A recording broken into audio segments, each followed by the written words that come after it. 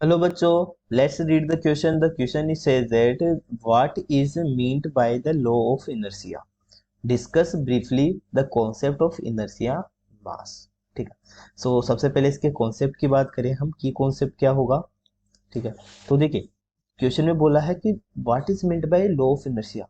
ठीक है, अगर हम लॉ ऑफ इनर्शिया की बात करते हैं इट मीन्स हम न्यूटन्स फर्स्ट लॉ को यहाँ पर डिफाइन करेंगे। ठीक है, न्यूटन्स फर्स्ट लॉ। ठीक है, क्योंकि जो अगर हम बात करें जो लॉ ऑफ इनर्शिया होता है वो डिफाइन करता है न्यूटन्स फर्स्ट लॉ को। तो सबसे पहले हम न्यूटन्स फर्स्ट लॉ पढ़ते हैं। न्यूटन्स फर्स्ट लॉ अगर हम बात करें लॉ ऑफ इनर्शिया की, तो law of inertia defines Newton's first law. तो according to the Newton's first law, तो न्यूटन फर्स्ट लॉ को हम यहाँ पे डिफाइन कर सकते हैं। According to the Newton's first law, according to Newton's first law, according to this law body continue to be in rest और in A state of uniform motion along a straight line unless any external force, so any external force applied on it। तो देखिए क्या है Newton first law. अगर मान लो कोई body है, ठीक है, मान लो एक बॉडी है हमारे पास जो कि रेस्ट पर है। मान लो एक बॉडी है, ठीक है, एक कार है जो कि रेस्ट पर है। ठीक है, तो ये जब तक रेस्ट पर रहेगी जब तक इस पे कोई एक्सटर्नल फोर्स एक्ट ना करे। ठीक है, अगर मान लो मैं इसके ऊपर कोई फोर्स अप्लाई कर रहा हूँ या फिर कोई मान लो यहाँ पे मैंने एक्सीलरेशन इसका मैंने जहाँ एक्सीलरेटर होता है मैंने इसको प्रेस किया, तो इंजन मूव करेगा। इंजन क्या करेगा, इस पे एक एक्सटर्नल फोर्स लगा रहा है जिसकी वजह से ये मूव कर रही है। तो मूवमेंट अगर रेस्ट से ही मूवमेंट में है, इसका मतलब यहाँ पे एक्सटर्नल फोर्स एक्ट किया। अगर हम रेस्ट नहीं दबाते इसका मतलब क्या होता कि बॉडी हमेशा रेस्ट पर रहती।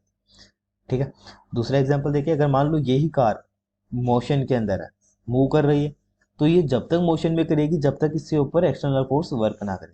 ठीक है, और जब कार मोशन में होती है तो उसके ऊपर एक्सटर्नल फोर्स कौन लगाता है, फ्रिक्शन फोर्स। फ्रिक्शन फोर्स उसके ऊपर एक्सटर्नल फोर्स लगाता है जिसकी वजह से वो रुक जाती है। ठीक है, तो ये होता है न्यूटन्स फर्स्ट लॉ। ठीक है, इसको हम लॉ ऑफ इनर्शिया भी कहते हैं। ठीक है, अब इसने सेकंड क्वेश्चन पूछा है discuss briefly the concept of inertia mass. देखिए इनर्शिया मास का कॉन्सेप्ट क्या होता है।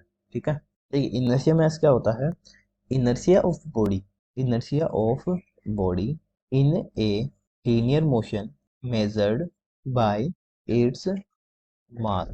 it means मान लो अगर कोई मास हेवियर है, heavier the mass, greater force is required, greater force is required to change its state of motion, state of rest or motion, uniform motion। Vice versa is also possible, vice versa is also possible। ठीक है, तो देखिए अगर हम बात करें यहाँ से इनर्शिया ऑफ बॉडी, अगर ठीक है जितना ज़्यादा उसका मास होगा, अगर हम बात करें इनर्शिया ऑफ बॉडी तो उसको हम कैसे मेजर करते हैं, अगर जितना ज़्यादा मास होगा उसको उतना ही फोर्स ज़्यादा लगाना पड़ेगा, ग्रेटर फोर्स पे अप्लाई करना पड़ेगा टू चेंज स्टेट।